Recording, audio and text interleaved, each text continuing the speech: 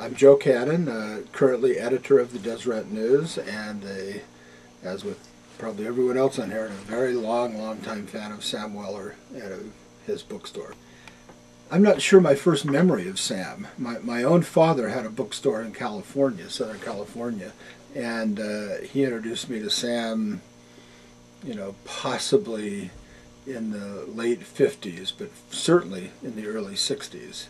And somehow he's been in my consciousness ever since. So I know we should be talking about the bookstore, but lots of my memory here is just of Sam, who I think this bookstore in very large part embodies, even though I know he himself inherited it.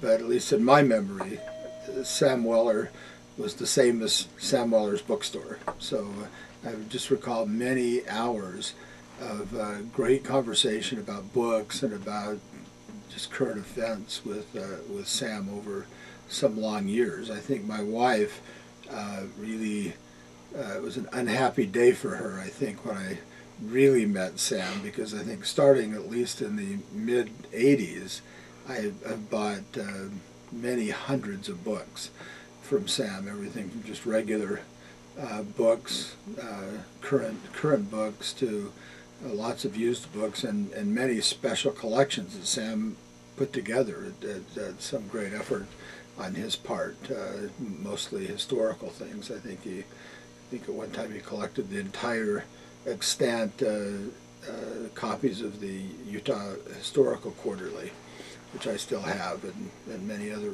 wonderful volumes of history. I think my biggest mistake with respect to Sam is it used to be that he would try to sell me these first editions of the Book of Mormon some years ago, and I remember saying, these would be probably a pretty good investment, and I think he was trying to sell them for like $4,000 or $5,000 a piece, and now they're selling for 10 or 20 times that, maybe more, depending on which particular one.